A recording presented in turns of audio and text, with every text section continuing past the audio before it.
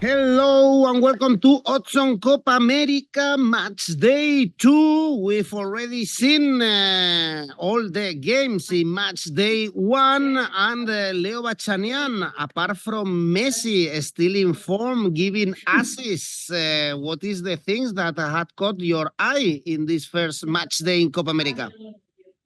Well, to be honest, Edu, I have to say the Venezuela's win against Ecuador. Yes, we spoke about my choice of Ecuador being the dark horse. I was in between those two, Ecuador or Venezuela. They clashed in match day 1, and they gave us a very, very good match, which decanted in favor of Venezuela, which was the first time in CONMEBOL Copa America's history that Venezuela managed to turn around a score in the tournament, which is quite pretty amazing. After 45 times, well, they finally managed to turn around a game. And also, I have to say, Edu, I was very impressed with Uruguay, especially in the first half. Uruguay, Marcelo Bielsa's team, Edu, they're a serious candidate. The odds for them to win the Copa America outright odds are on 6. I think they're even down from 7 last week. And I think by the time we keep talking, they're going to go down and down because they're doing very, very well. For me, I have to say that Ener Valencia's kick has been the highlight of the tournament so far. It was MMA, kickboxing, Muay Thai, something different. But football, he saw the red card. Of course, let's talk about the match day 2. Very interesting in Group A. And Group B, we have Chile, Argentina, for instance. So, guys, remember to leave your comments, your tips, and of course, press the like, subscribe. Let's go on now with the show.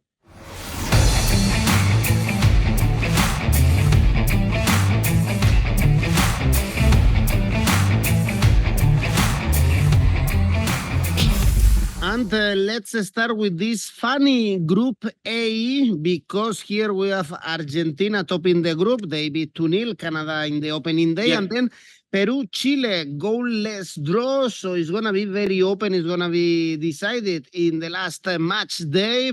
For that, the first game in this match day 2 is Peru, Canada. So both teams need to win to face match day 3 with options to qualify. I guess the Peruvians can be happy. Probably it was a fair result, the goalless draw. They had their chances. It was a close game against Chile. I would say it's almost a must win for Peru because they have to face Argentina in match day 3. For Canada, Leo, probably they had more chances than what we expected. They could have scored. Your tips were correct. Yes. Argentina to win 2-0, but again, Canada had their chances. They claimed or they thought they had a penalty also against Argentina. I guess they were all right.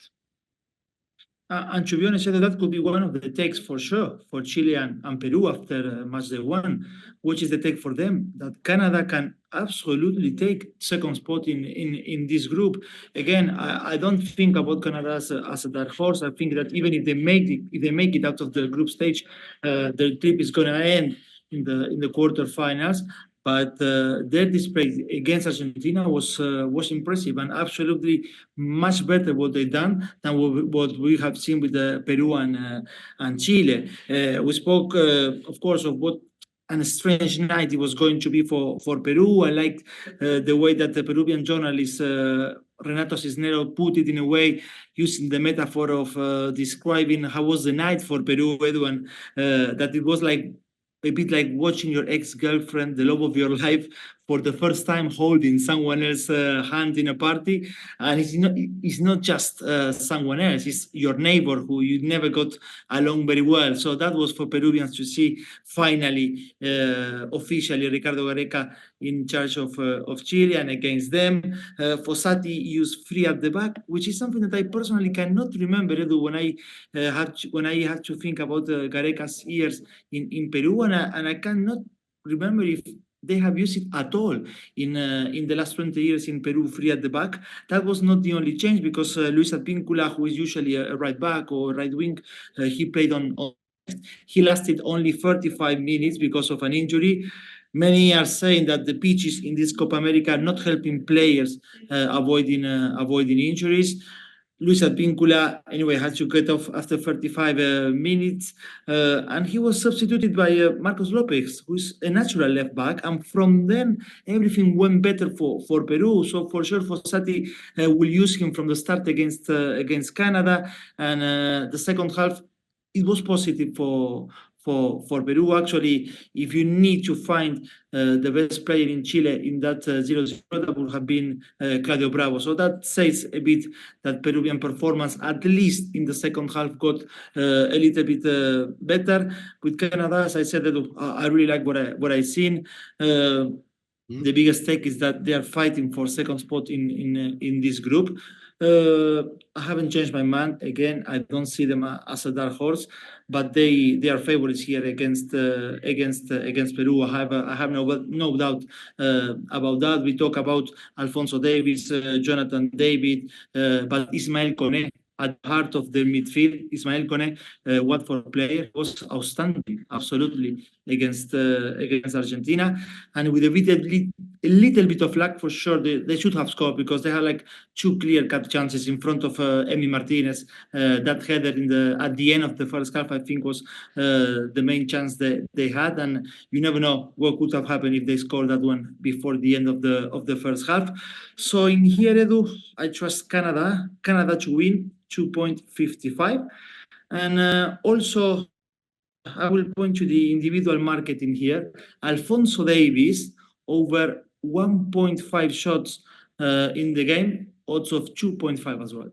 He had a good game against Argentina, actually, the Bayern, the left wing or left back. Peru, they are the less favorite to go through in this group, but it's very open. They have their chances. Also Canada and also Chile. I was checking actually already the odds for that Chile-Canada in match day 3, and actually La Roja, they are favorites for that game, but we have to see them in the battle with Argentina, because I'm sure, Leo, is gonna be a battle.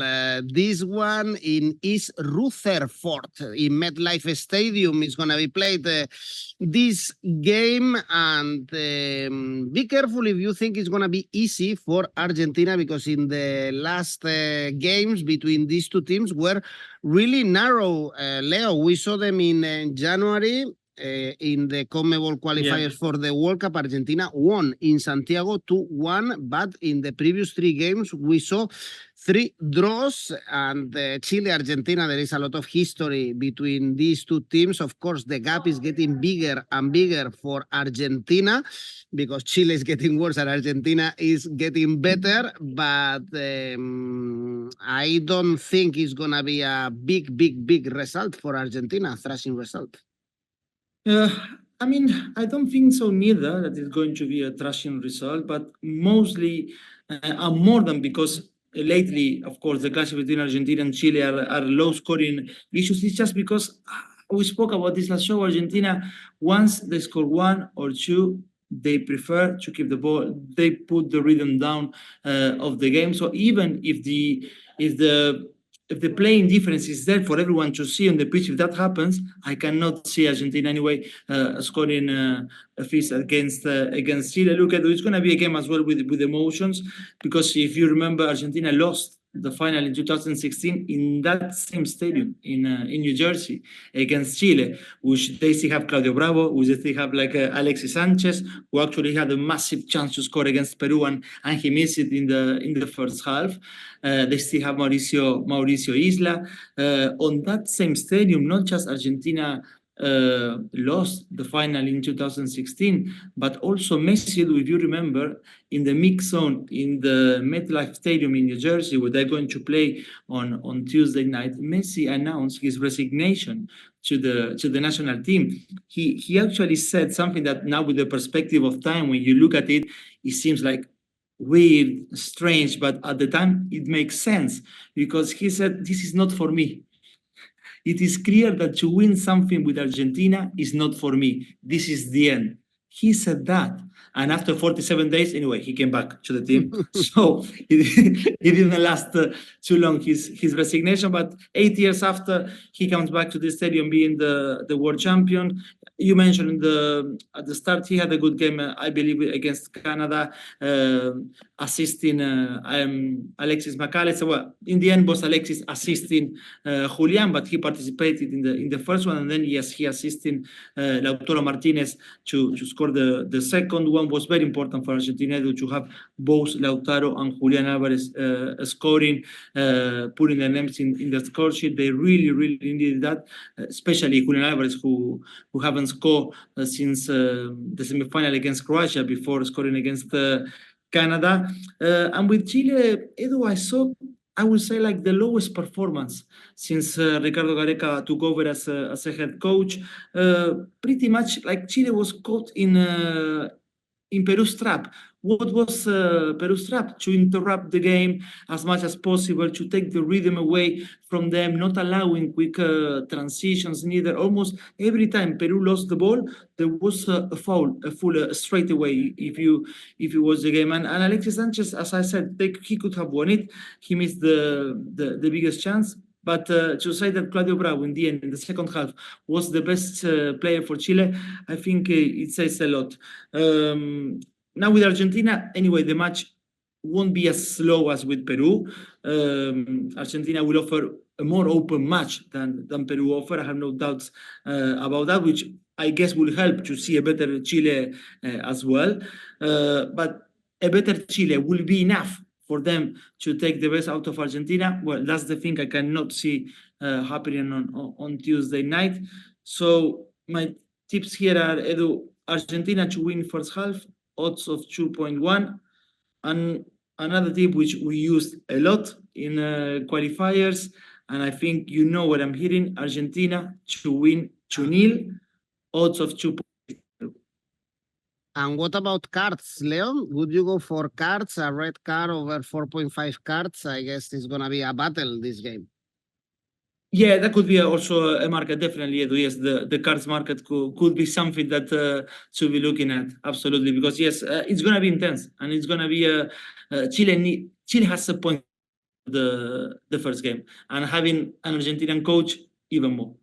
Well, it's the best game in this match day too, probably one of the best games in the group stages in Copa America, this Chile-Argentina in the MetLife Stadium. Is going to be also funny. Group B, here we have Venezuela, Mexico with 3 points, Ecuador and Jamaica with 0, and they meet the losers, Ecuador and Jamaica. Everything changed in that action, Leo. Ecuador was this close to score against Venezuela. Venezuela's goalkeeper made a great save, and then Ener Valencia kick the Venezuelan defender. He was shown a red card, and the game changed completely. Even Ecuador made the effort. They opened the scoreboard, but at the end, physically, they couldn't cope with Venezuela, ended up losing. So this is a final for Ecuador. They must win, and they play everything against Mexico in match day 3. For Jamaica, actually, they had their chances against Mexico. You are alerting us that Mexico is not as strong as the odds show us. But anyway, good game for Jamaica. Good image. Yes, absolutely. And they have even a disallowed goal from Michael Antonio, the West Ham striker, that could have been the 1-0 for them. I like what I've seen in Jamaica. I don't think so. Anyway, what I've seen should be enough for them to take the best out of Ecuador. Again, we cannot explain. It's impossible to explain the result without going back to what you just said, the red card that Ener Valencia saw, and it's incredible, Edu, because that this happened to the historic goal scorer, captain, and the more experienced player that Ecuador has for sure in that starting 11, because up to that point, Ecuador, Edu, was controlling the game. They had the initiative. Even after the red card, they continued to be the one dictating the match, and they took a deserved lead when Jeremy Sarmiento, who spent the season on loan from Brighton in Ipswich Town and getting promoted to the Premier League, after he scored in the 44th minute of the first half. But then in the second half, everything changed, and I put the onus here, Edu, on Felix Sanchez-Vaz, because down to 10 men, he had two options. you either drop very close to your box, you park the bus, or you try to control the game by keeping the ball as they were doing mostly in the first half. And he opted for the first one. And of course, I won't take anything out from. I won't take any credit out from Venezuela. We can talk about them later, but I believe that their decision to drop so much it helped them. It helped them a lot. So the mood now in Ecuador, Edu, is terrible. I would say there are like people questioning if they really are a golden generation, as we may have seen it, as we've seen them from outside. People listening to me saying that Ecuador 2 weeks ago was a dark horse, they would have said like, yes, true, we believe in that. You go now to Quito and you tell them that Ecuador is the dark horse of this Copa America, and you want the last 5 minutes before they beat you, because no one believes in that anymore. That's how the mood changes so quickly in football and in South America and with the Copa America. But I still believe that they are a much better collective, better team than this Jamaica. This against CONCACAF team, Ecuador has not done amazingly. 8 games they played so far, they won 3 and they lost 4, and they drew 1 against CONCACAF team. But still, Ecuador rightly the favorite here, and now with the point to prove, they should have the eye of the tiger, like Rocky Balboa for this one. So goals over 2.5 here with odds of 2.2, and also Ecuador to win plus Ecuador to score first, odds of 2.27. Well, very important game for Ecuador after losing the opening game against Venezuela, and the winners are also meeting. Venezuela, Mexico, real favorite according to the bookies, 2.2. Be careful, Leo, with these odds, because they didn't play well. Nothing extraordinary. The victory against Jamaica, apart from the goal, was a very good shot. Oh, beautiful. Yeah. 𝗀𝗲𝗀𝗀, beautiful one, but Venezuela, as shown in the World Cup qualifiers, they can give a torrid time to any team. They are a hard-working team. They came back with the goals scored by 𝗀𝗲𝗄 and 𝗀𝗲𝗀, so this could be a trap game for Mexico. Yes, absolutely, Edu. And I think as if commenting about Ecuador, I was putting the onus on the defeat on Felix Sanchez Vaz. When talking about Venezuela and the win against Ecuador, I have to say that Fernando Batista got it spot on, because he decided at halftime that was the time to make 2 changes, bringing in John Del Cádiz and Eduard Bello.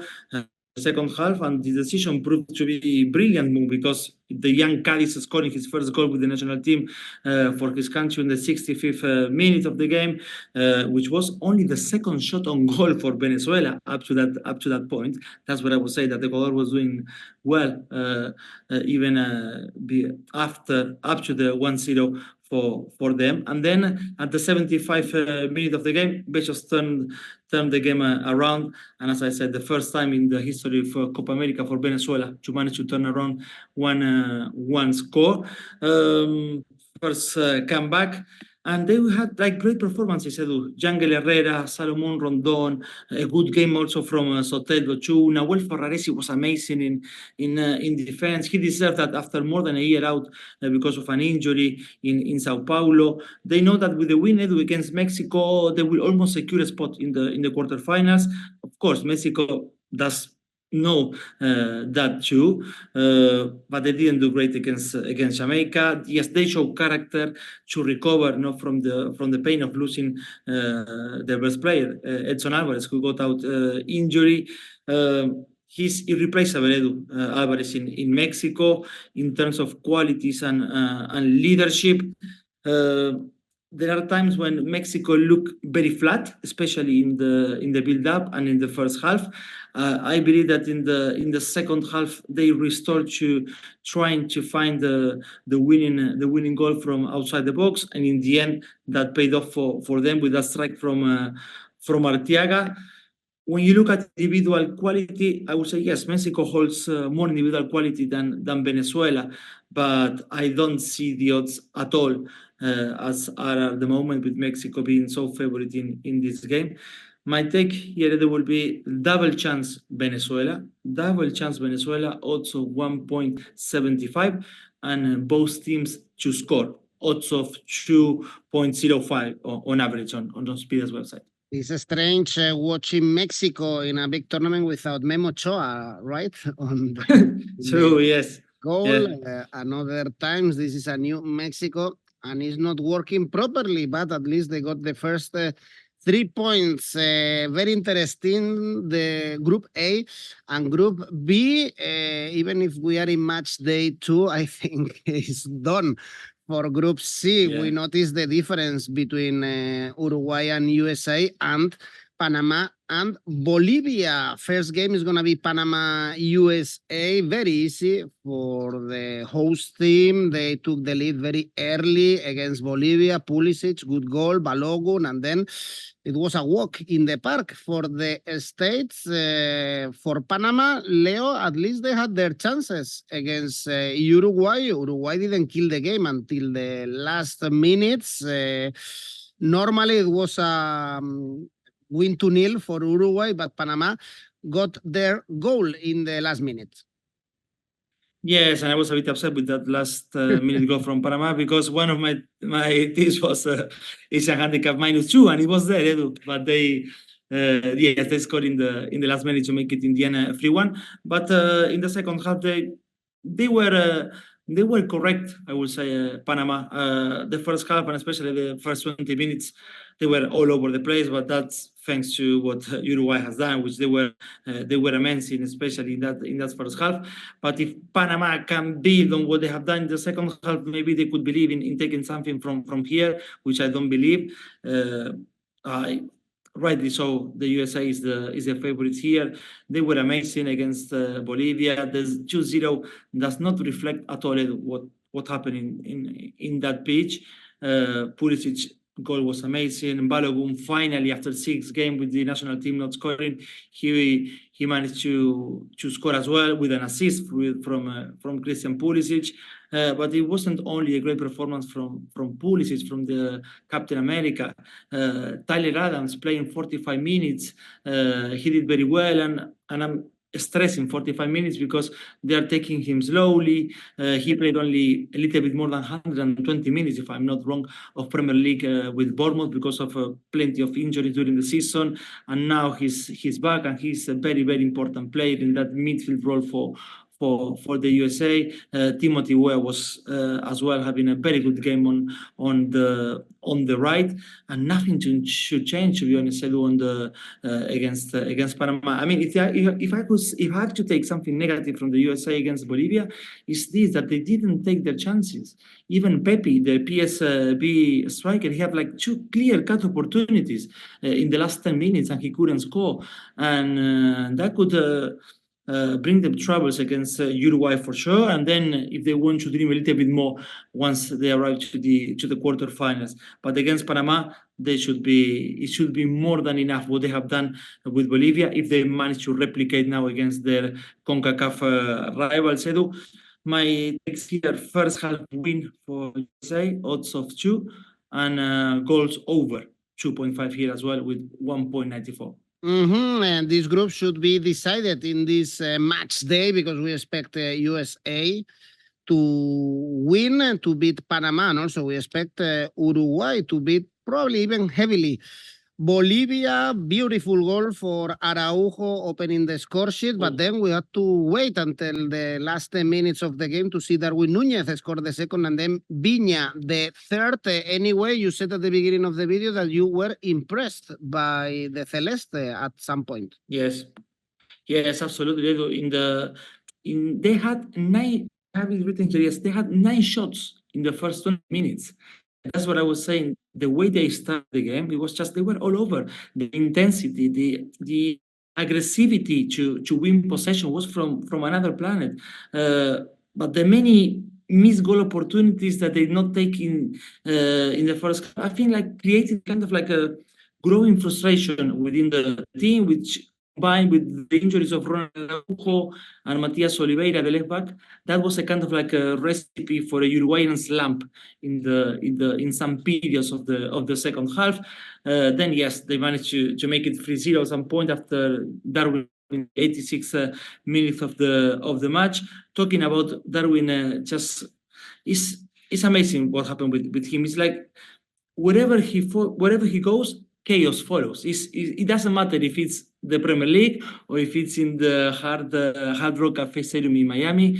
If Darwin is there, chaos is there as well. He was missing chances here and there, and in the end, he managed to score in the 86 minutes of the game. But it's this feeling of like unpredictability that you have with him. You don't know if he's gonna score the most wonderful goal you ever seen, or he's gonna miss the most incredible goal you ever seen. That's what it is with Darwin. One of the things that crossed my mind, Edu, is that it's going to be difficult, I think, for Uruguay to sustain the pace that Bielsa proposes for his team, playing with such high temperatures and every 3 days at the back of a very long season for many of his players. So it's something that we need to have a look. And Bielsa is someone who, in big tournaments, has a history of burning out players. So hopefully that's not going to happen this time with Uruguay.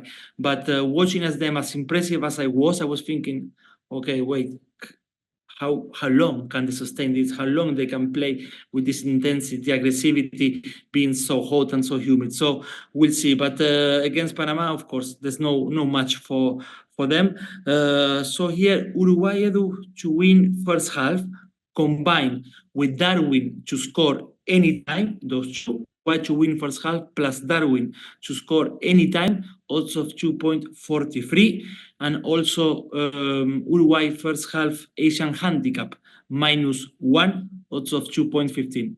Bolivia very poor. They didn't raise a glove against USA in 2023 November. These teams met in Uruguay. Was a 3-0 win for the Celeste, and you remember, Leo, Bolivia beating 3-0 Uruguay in the road to Qatar. It was chaotic. It was something to forget.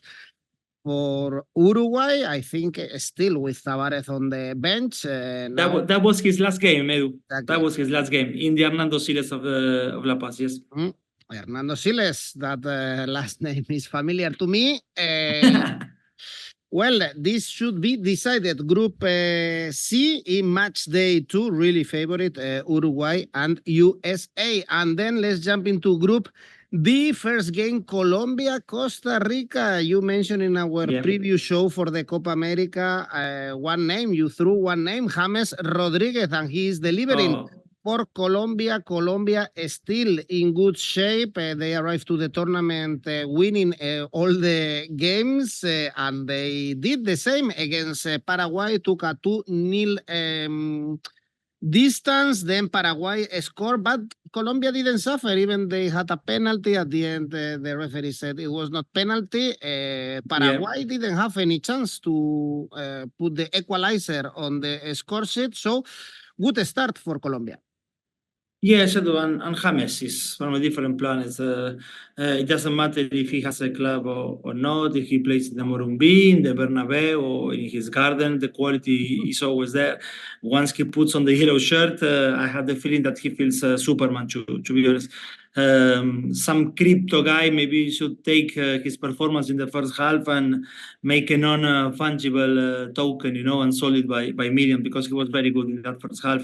The first of his 2 assists was phenomenal, to find Daniel Munoz running from the opposite side. James has now 4 assists in the Copa America. He's 2 behind someone you will raise an eyebrow, Carlos El Pibe Valderrama, an institution in South American football, and of course for Colombia. James, he tried to score as well a few times. He tried his luck from outside the box in the second half, which would have been the icing on the cake. And look, I'm not saying to go for the following. My tips are at the end are others than this, but James to score from outside the box, odds of 10 against Costa Rica. I leave it there. And then talking about Munoz, Edu, he's getting used to arrive in the opposite side. He's done it in the friendly against Spain, if you remember in March, and now he has done it against Paraguay. Richard Rios, the Palmeiras midfielder, he was as well great for Colombia once again. When Colombia doesn't have the ball, he plays very close to Jefferson Lerma, trying to help him recovering the ball. When Colombia has the ball, he can play as an 8/number 7. Surprisingly, Lucho Diaz did not have a great game, neither John Arias. But all these good things we have to say about the Cafeteros, mostly, I would say, happened in the first half, because in the second one they drop, I think, a bit of concentration and seem a bit tired, and they only woke up again after 𝘀𝗵ci's goal. But again, I didn't encounter here, Edu. So Colombia to score first, plus Colombia to win first half, those two together, odds of 2.87. And then I will point to the halftime, full-time market, Colombia to win both, odds of 2.1. Well, we expect Colombia and Brazil to have 6 points before match day 3 when they meet. Last game to analyze is Brazil-Paraguay. Paraguay with some youngsters. You mentioned 𝘀𝗵ci, the one who scored the goal. We haven't watched Brazil before doing this video. They are about to start, but where you think Paraguay can hurt Brazil? No. Did you like something about Paraguay? No. No, not at all, Edu. And I know when you look at the head-to-head, you find one in the Copa America in 2019 in Brazil, the one that Brazil won with the 𝘀𝗵, and it was a 4-3 in the group stage, and it's not something that could replicate now, no, not at all. Or at least expect the goal feast. I don't expect to participate in that party, to be honest. They were very poor up to 𝘀𝗵ci scoring the 1-2. Actually, if there was anyone deserving to score in Paraguay, that was 𝘀𝗵ci. And I don't want to be disrespectful here, but sometimes he seems to be playing alone, that no one can help him. And of course, Daniel Garnero has Miguel Almirón too, but last season was not good at all for him in Newcastle, and last night did not help to change perspective. Actually, in the second half, Ramon Sosa and Paraguay a little bit better on that right wing, and actually Ramon Sosa, the 𝘀𝗏𝗏 de Córdoba winger, was the one who provided 𝘀𝗏ciso with the cross. And the most important thing here is that Brazil can consolidate their spot in the quarterfinal with a win, provided they do it what we all believe is going to happen, a win against Costa Rica. And it's very difficult to think that Paraguay can do anything to stop that. So takes here are first half goals over 1, odds of 1.72. And Vinicius to score anytime, 2.6. This might drop depending, I guess, how it goes against Costa Rica, but still something to have a look, because even if it drops by the time the match starts, Vinicius to score anytime, now standing 2.6, is very good. All right, Leo, remember that you guys can participate in our tipster competition for the Copa America. It's completely free. You just need to register in our website and post your tips, and you can win some money. The first 20 players will win cash prize in this Copa America. Leo, tell me your best bet for match day 2. This one is the safest of all. Brazil to win, 1.38. There are so many safe bets according to the odds, because we have big favorites also in this match day 2. It's going to be much more complicated in the knockout stages. And your ACCA, Leo? Yes, I have a selection of three, Edu. Both teams to score in Venezuela, Mexico. Alfonso Davies, 1.5 shots in the game. And USA, Panama, goals over 2.5. This leaves me with an ACCA of 9.94. Okay, Quite really high ACCA for match day 2. Still can be good, a green one, your ACCA for match day 1, actually. You were spot on. So thank you, Leo Bachanian. Thanks everyone for watching. See you in match day 3. Bye-bye.